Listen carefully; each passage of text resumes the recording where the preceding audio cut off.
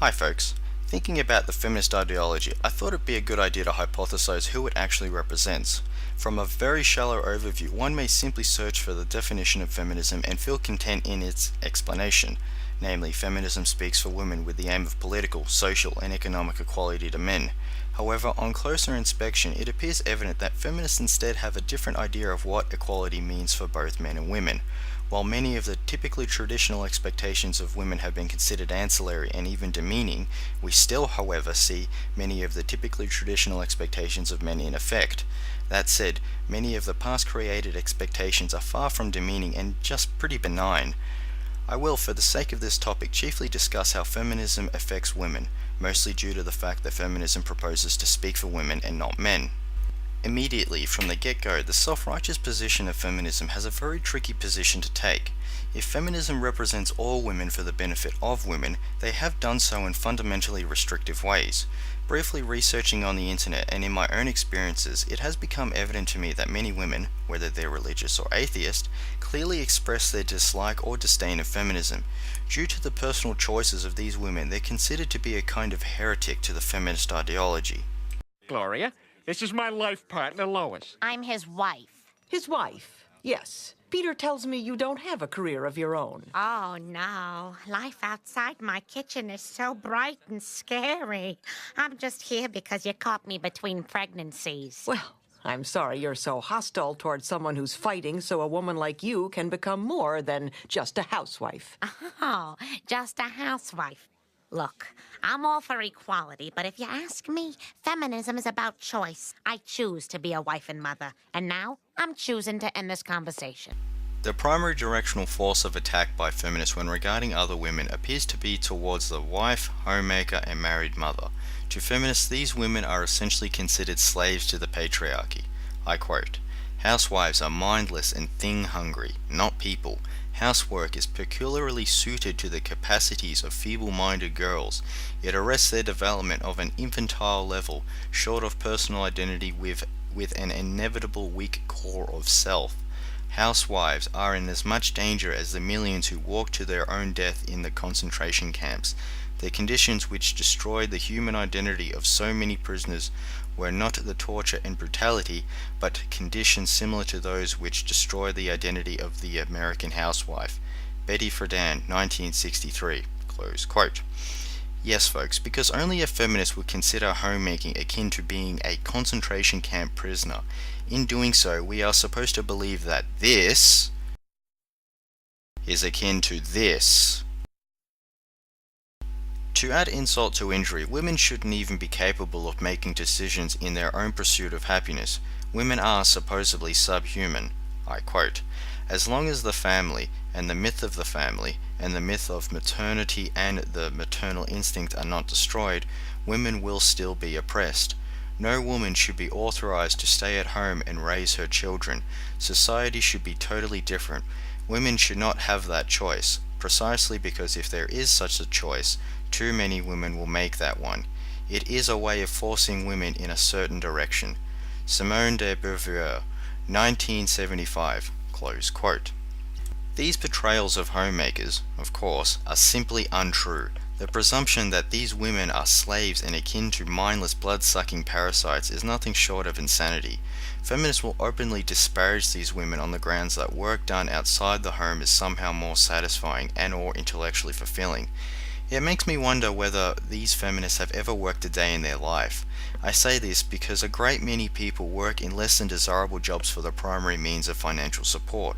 Only until these people finish work can they pursue their own interests and hobbies with what little time they have left in a given day. That is, unless they aren't already exhausted. Besides, given the advances in technological time-saving conveniences for homemakers, they can become very well read and educated than many other people, including those who work outside the home. I'm really quite astonished how feminists demean women who want a more committed form of child rearing when it has been proven to be an ideal benefit to children and society. Even with societal benefits aside, there is no child-caring substitute for the love a parent can give to their child, a kind of love that money can't buy.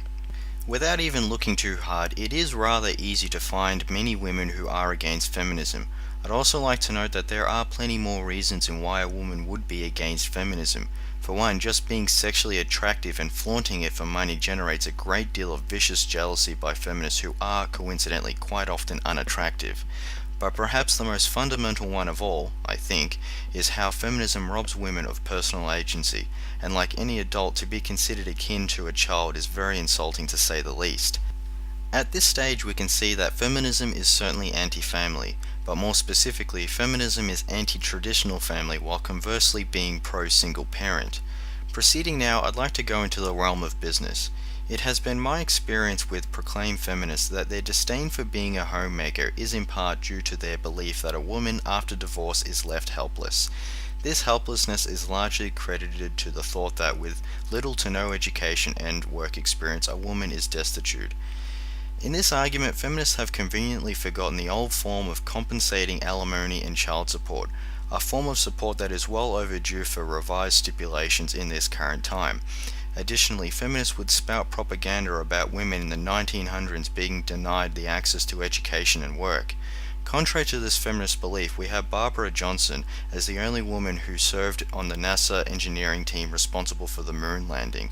Also, during the 1960s, approximately 30% of Russian engineers were women compared to less than 2% of American engineers. Moreover, there was Bertha Lamy. Bertha graduated in 1893 with a degree in mechanical engineering and a specialty in electricity. After graduation, Bertha worked at Westinghouse as a motor designer. Partly having nipped this typical feminist argument in the butt, we can see that feminist dogma is exceptionally preoccupied with wanting women out of homes and into the workforce, especially in desirable fields of work where female numbers are a minority. If you have noticed the general media even remotely, you wouldn't be hard-pressed to find the pandering of comforting lies and adulation towards women. One such desirable field of work that feminists have been largely working towards is the advocacy for more women in politics. Much of this advocacy has very little to do with the quality of politicians, but instead by a satisfying feeling when seeing their preference of diversity. Though what little reasoning feminists have, they nevertheless propose for more female politicians because it is their belief that women will do a better job and especially at representing women's issues. In foresight, the latter could become a self-fulfilling prophecy because of how women are prompted into politics. Clearly, this belief in inherent female skills is chiefly driven by pure self-interest. Someone needs to tell these feminists and many other demographics alike that politics is more about a universal interest in how actions affect everyone, instead of just seeking what costly and frivolous freebies the government can give you for your vote. As I have explained prior to this point, we have clearly seen that feminism certainly doesn't speak for women in general. Pointing this out, it was my aim to make some contrast within this topic to represent real feminist endeavors. So then, who does feminism actually speak for? All in all, feminism speaks for the white, middle-class, money-grubbing woman. These types of women are notoriously loud, incorrigible contrarians who are driven by vicious self-interest. What is important to these women is their sexual, reproductive, and female privileges. Just seek their opinion of male reproductive rights concerning that. And of course, most importantly, money. In a mockery of their advocacy for the concept of equality, they have instead gone out of their way to consciously always take and never give. And when they can't take or even endangered of taking, they have been known to loudly perform disruptive and sometimes violent protest in desperation like some spoiled little brat. This behavior is also in part driven by a self-victimhood mentality. In this current time, both men and women of all varieties are getting increasingly fed up of feminist bullshit. As feminism gets pushed harder, they will kick and scream all the more as they show society their true colors. With that, like any other bigoted ideology, they will fall on their own sword. Before I end this video, I'd like to voice a shout out to Duckman for being a critical bastard, and highly recommend that you view his work. Thanks for watching.